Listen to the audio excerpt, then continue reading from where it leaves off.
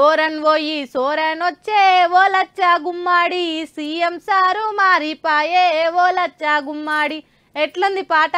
జార్ఖండ్ ముచ్చట చూస్తే గిట్లా వాడాలనిపించింది. 2 రోజుల సంది ఉన్న టెన్షన్ హైడ్రామా పోయింది. మరి ఇప్పుడు జార్ఖండ్ అంతా టండా టండా కూల్ అయింది. కాకపోతే సీఎం మారిండంతే. మరి పాత సోరన్ పోయి కొత్త సోరన్ వచ్చినాక ఎట్లుందో జార్ఖండ్ పాలన? అబ్బా 2 రోజుల సంది జార్ఖండ్ లో ఎంత గర్మీ ఉంటుండే, మొత్తానికి చల్లబడ్డదిగా. జార్ఖండ్ కొత్త సీఎం గా చెంపై సోరెన్ ప్రమాణం చేసి హైడ్రామాని అనగబెట్టిండు. కొత్త సీఎం గా ఛార్జీ తీసుకున్న చెంపై సోరెన్ సారు 10 రోజులలో బలం చూపెట్టుకోవాలన్నట. ఒకవేళ ఆ టైంకు సరైన బలం చూపెట్టకపోతే కథ మొత్తం కింద మీద అయితే చూడు అని గవర్నర్ సారు సీఎం షోలో చెప్పిండు. 10 రోజులు దానికెందుకు అని 5వ తారీఖు నాడు అందరిని ఒకతాన కలిపేందుకు తెలంగాణను సేఫ్ ప్లేస్ గా చూసుకున్నారు. మొత్తం 43 మంది ఎమ్మెల్యేలను జార్ఖండ్కి వెళ్ళి హైదరాబాద్ దొడ్లే కొట్టిరు. గంప కింద కోలను గమ్మినట్టు నలుగురు ఎమ్మెల్యేలకు ఓ కేర్ టేకర్ను పెట్టి మొత్తం జిమ్మేదారి చూసుకుంటుంది తెలంగాణ కాంగ్రెస్. నిజంగా రేవంత్ రెడ్డి సార్ గంప కింద ఎమ్మెల్యేలను గమ్ముట్లా ఎంత ఫేమస్ అయిపోయింది చూడురే.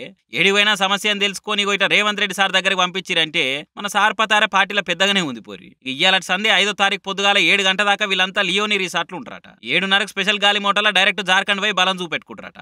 వాస్తవానికి ఎమ్మటే గవర్నర్ ముంగట బలం చూపెడదామని అనుకుర్రు జేఎంఎం కాంగ్రెస్ కూటమి ఎమ్మెల్యేలు. కాంగ్రెస్ పెద్దలు చెప్పినట్టు చెంపై సోరెన్ కూడా ఇట్లనే ప్లాన్ చేసిండట. కానీ గవర్నర్ కొంత అటు ఇటు చేసే వరకలా ఇట్లా కాదు కానీ ముందుగా వీలైతే హైదరాబాద్ పంపిద్దామని 2 స్పెషల్ గాలి మోటార్లు ప్రిపేర్ చేసిరు. అయితే నిన్న పొద్దుకంగా కొంత పొగ మంచు తిప్పలు ఉండే వరకలు రాలేకపోయారు. మొత్తానికి వాళ్ళు వచ్చేసి పెద్ద క్యాంపే పెట్టిరు. మొత్తం 81 మంది సభ్యులున్న జార్ఖండ్ అసెంబ్లీలో సర్కార్ను ఫామ్ చేయాలంటే 41 మ్యాజిక్ ఫిగర్ కావాలి. జేఎంఎం కూటమి చేతిలో 43 మంది ఉన్నారు. బీజేపీ చేతిలో 25, కడమ సిట్కు బోట్కు ఇంకో 10 మంది దాకా ఉన్నారు. ఇక మరి 5వ తారీఖు నాడే మొత్తం ఏం కథ తేలుతుంది ఏమైతుంది అని చూడాలిగా.